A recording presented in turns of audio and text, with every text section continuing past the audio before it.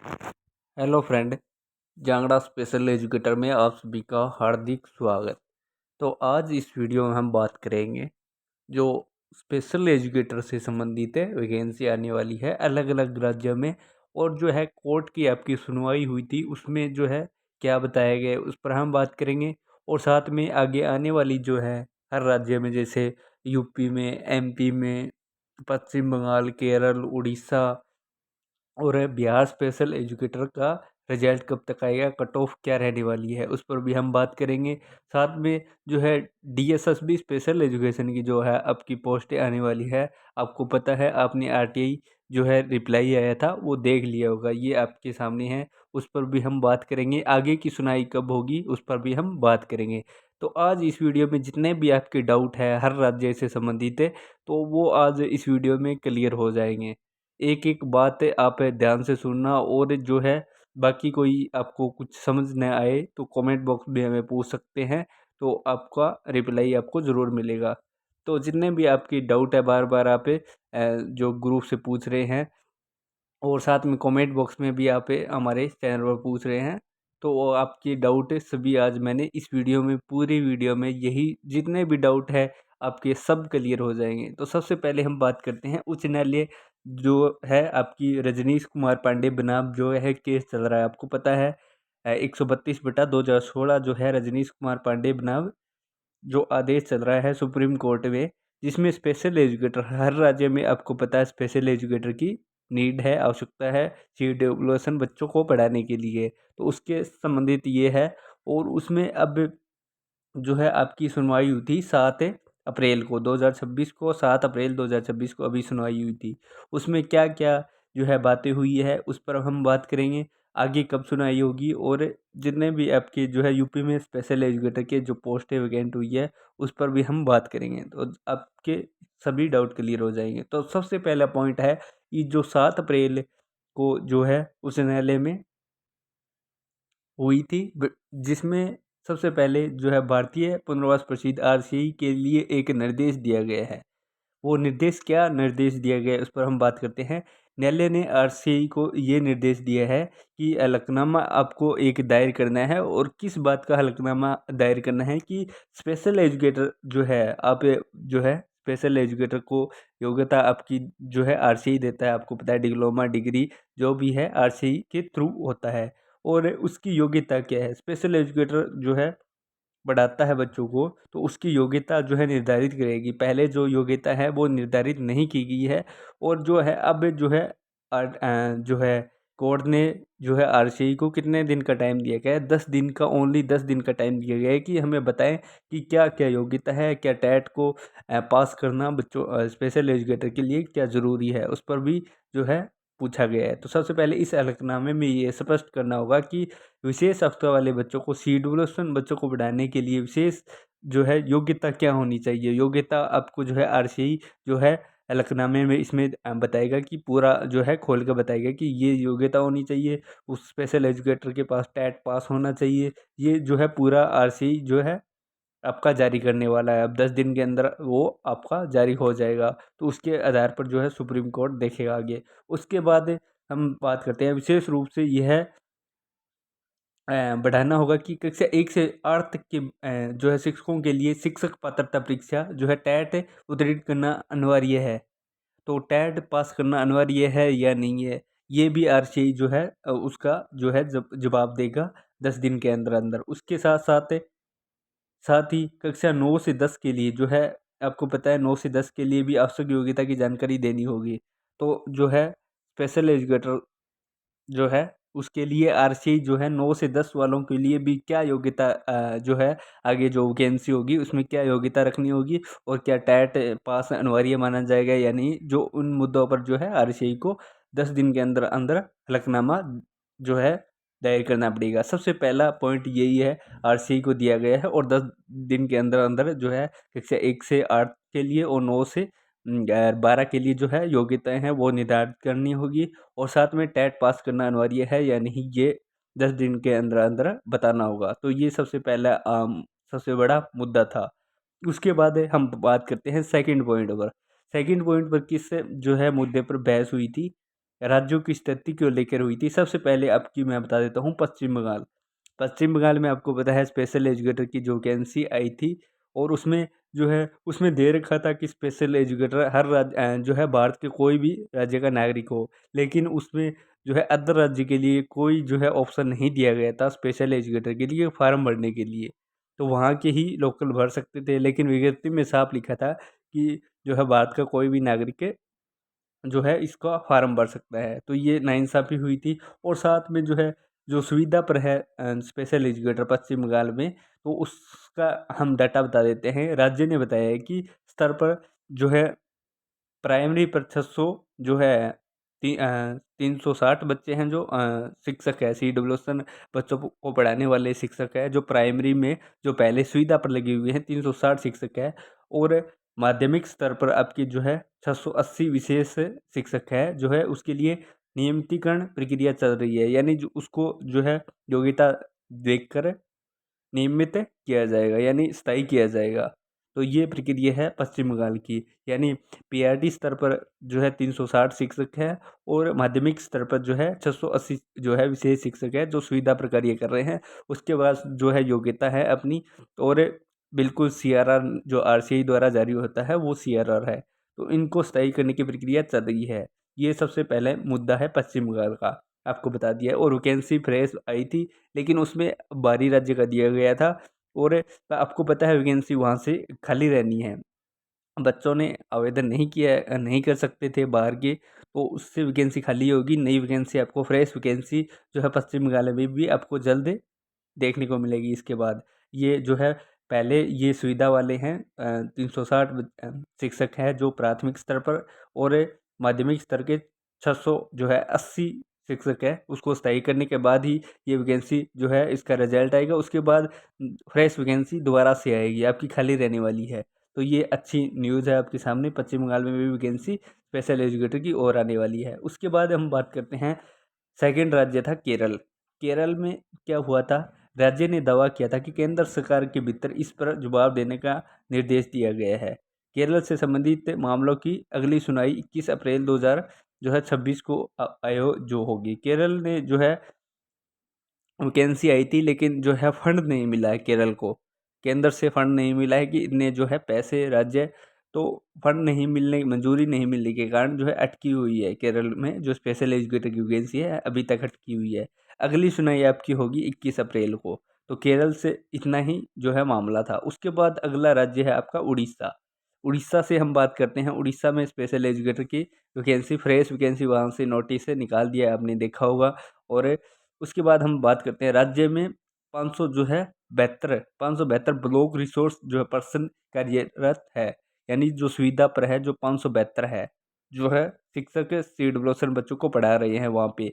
और यदि वे व्यक्ति पात्रता मानदंडों को पूरा करते हैं, तो आपको पता है सुविधा वाले आपका सुप्रीम कोर्ट का आदेश है कि जो सुविधा पर लगे हुए हैं उसके पास CRR वैध है, और जो है डिग्री बिल्कुल सही है, तो उसको स्थायी किया जाएगा। तो जितने भी है सबसे पहले स्थायी करने की प्रक्रिया चल रही है।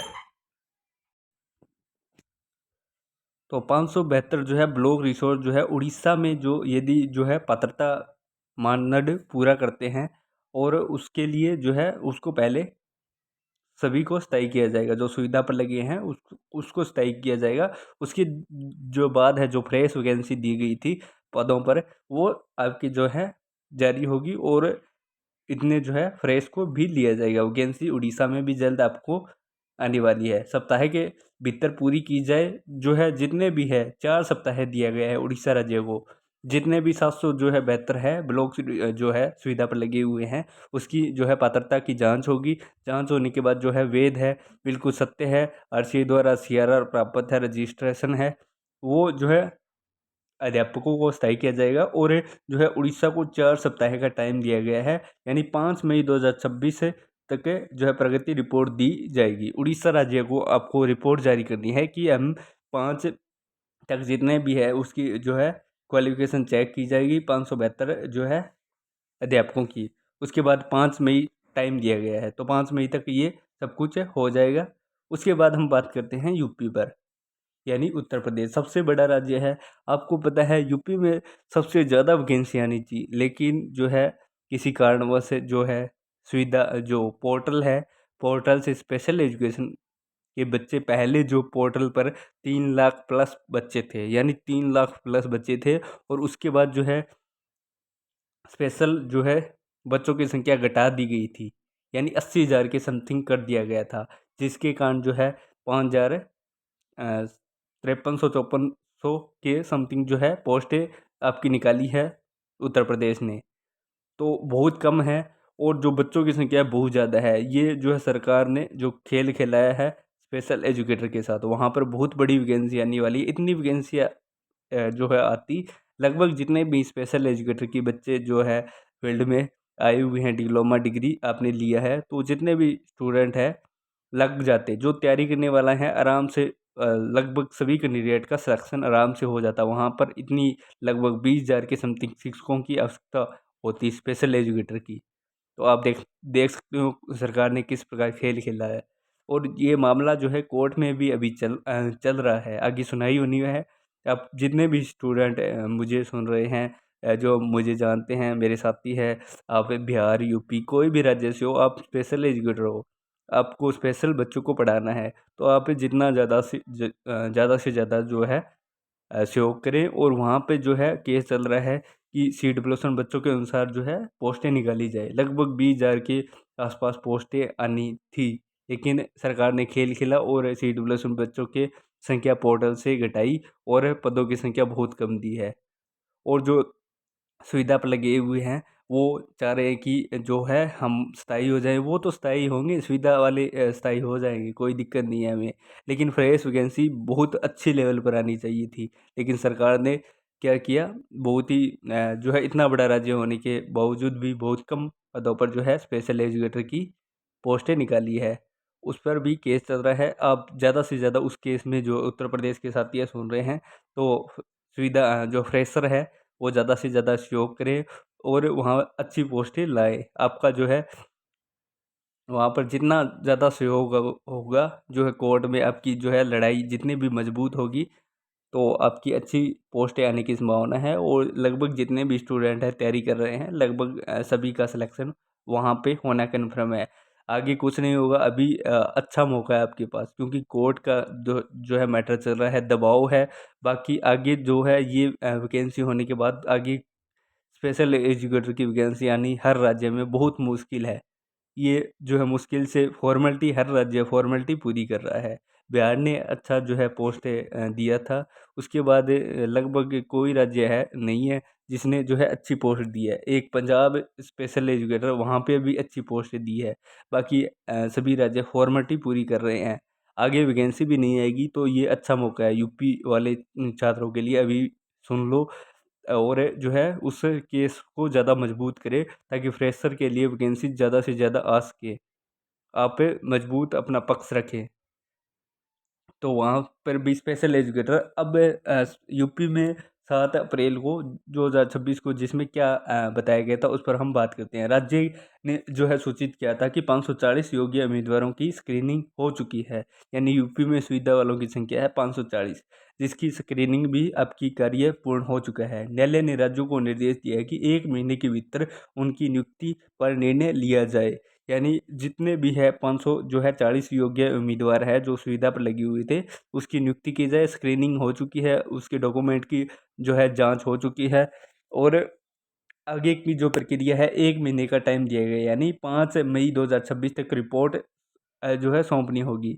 यानी उत्तर प्रदेश को 5 मई तक रिपोर्ट देनी होगी और बताना होगा कि हमने जो है 540 योग्य जो है उम्मीदवारों को हमने सेलेक्ट कर लिया है, स्थायी कर दिया गया है। तो ये जो है पूरा मामला यूपी का है, यानी यूपी में ये होने के बाद, सुविधा वाली जो है प्रक्रिया होने के बाद आगे जो फ्रेश वैकेंसी जो है दी गई थी, क्या पता वहाँ से पोस्टों की संख्या बढ़ जाए। तो आप अभी भी अच्छा मौका है, आप प्रयास करें अपने स्तर पर, और जो है जितने भी विधायक आप ज़्यादा से ज़्यादा आवाज़ उठाएं। कोर्ट के माध्यम में जो केस चल रहा है उसमें आप पैसों का आर्थिक सहयोग करें और एकजुट होकर जो है लड़ें, ताकि अच्छी पोस्टें आ सके वहाँ पे, और पोस्टें अच्छी आएगी तो आपका भी सिलेक्शन होगा, बहुत फ़ायदा होगा।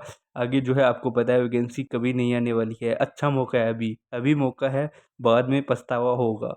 वैकेंसी नहीं आएगी और दबाव भी है, सुप्रीम कोर्ट का आदेश भी है, तो अच्छी पोस्ट आएगी तो स्पेशल एजुकेशन में जितने भी जो है छात्र तैयारी कर रहे हैं सिलेक्शन आराम से हो जाएगा। 3 लाख बच्चे हैं तो आप देख लो कितनी पोस्टें बन रही है यूपी में, आप बता देना।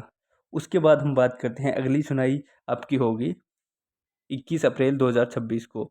21 अप्रैल को अब सुनाई होगी, यानी आज 10 है, यानी 10 दिन के बाद सुनाई होनी है। और इसमें 5 मई 2026 को 2 राज्यों को हलफनामा दायर करना है और उड़ीसा और उत्तर प्रदेश को बताना है कि हमने ये कार्य किया है, 5 मई को बताना है। और अगली सुनाई 21 अप्रैल को होगी। और ये सुनाई कब स्टार्ट होगी, उसमें कौन कौन से राज्य है, यानी 21 अप्रैल को सुनाई होगी 3 बजे। वहाँ पर एमपी, दिल्ली, बिहार, झारखंड ये राज्य है। इस सभी राज्यों की सुनाई होने वाली है। तो एमपी में भी आपको पता है पोस्टें आई थी एमपी में, लेकिन वहाँ पे जो है नॉर्मल वालों ने जो है एक स्पेशल और नॉर्मल दोनों का साथ में फार्म भरा गया था। वहाँ पे स्पेशल एजुकेशन का फील्ड टिक करने के लिए दिया गया था, लेकिन वहाँ पे नॉर्मल वालों ने टिक कर दिया था और बाद में हटाया भी नहीं है। बाद में मौका भी दिया गया था, लेकिन अब आगे डॉक्यूमेंट वेरिफिकेशन होंगे तो ज़्यादा से ज़्यादा वो जितने भी है स्पेशल एजुकेशन टिक किया था वो बाहर हो जाएंगे। और वहाँ पे भी स्पेशल एजुकेशन आपको पता है लगभग 1100 बच्चे थे स्पेशल एजुकेशन जो टेट पास थे और सेकंड एग्जाम दिया था। तो जितने भी स्टूडेंट है पासिंग क्राइटेरिया पास कर रहे हैं उस सभी का सिलेक्शन हो जाएगा। और बाकी जो सीटें हैं खाली रही है, आपको खाली रहनी है सीटें, लेकिन एक बार तो रिजल्ट आ गया आपको पता है उसमें जो है नॉर्मल वालों को शामिल कर लिया है, क्योंकि उसने जो है नॉर्मल वालों ने टिक कर दिया था। उसको 5% नॉर्मल वालों को वो लाभ मिल गया था और साथ में कट ऑफ भी आ ही गई थी। इसी कारण गई थी क्योंकि वो नॉर्मल वाले हैं। तो नॉर्मल वाले जब डॉक्यूमेंट वेरिफिकेशन होगा तो वो वहाँ से बाहर हो जाएंगे। और बाहर होने के बाद आपको पता है जितने भी स्पेशल एजुकेटर है उन सभी का चयन होना निश्चित है। और बाकी जो फ्रेश वैकेंसी क्योंकि खाली रहनी है वहाँ पे लगभग 1000 के समथिंग बच्चे थे, तो और पोस्टें अच्छी है तो खाली रहनी है वहाँ पे, पोस्ट खाली रहेगी तो वो वैकेंसी आगे जो है आने वाली है। तो अच्छा मौका है, एमपी में भी आपकी वैकेंसी दोबारा ज़रूर आने वाली है। उसके बाद हम बात करते हैं बिहार के जो है स्पेशल एजुकेटर का रिजल्ट कब तक आएगा, कट ऑफ क्या रहने वाली है। और दिल्ली पर भी हम बात करेंगे कि दिल्ली स्पेशल एजुकेटर, सबसे पहले ये दिल्ली पर हम बात करते हैं। ये आरटीआई का आपका दिल्ली का रिप्लाई आया था, 450 जो है पोस्टें हैं। और 450 पोस्टें ये कब तक आएगी, बार बार स्टूडेंट यही जो है कमेंट बॉक्स में यूट्यूब पर मेरे से पूछ रहे हैं और ग्रुप में भी पूछ रहे हैं कब तक सर ये वैकेंसी आने की संभावना है। तो आपको पता है कोर्ट में दिल्ली की 21 को सुनवाई है।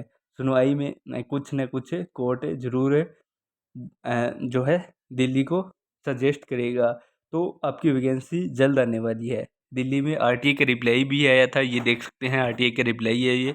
यहाँ पर कितनी पोस्ट हैं, UR 184, OBC, SC, ST, EWS, यहाँ से स्पेशल एजुकेटर दिल्ली में 450 पोस्टें आने वाली है। और टीजीटी की अभी भी जो एग्ज़ाम हुआ था आपको पता है, तो टीजीटी का आ चुका है, लेकिन पीआरटी की काफ़ी टाइम हो गया। पहले जो है पोस्टें आई थी 1100 की समथिंग, अब की बार 450 की समथिंग पोस्टें हैं।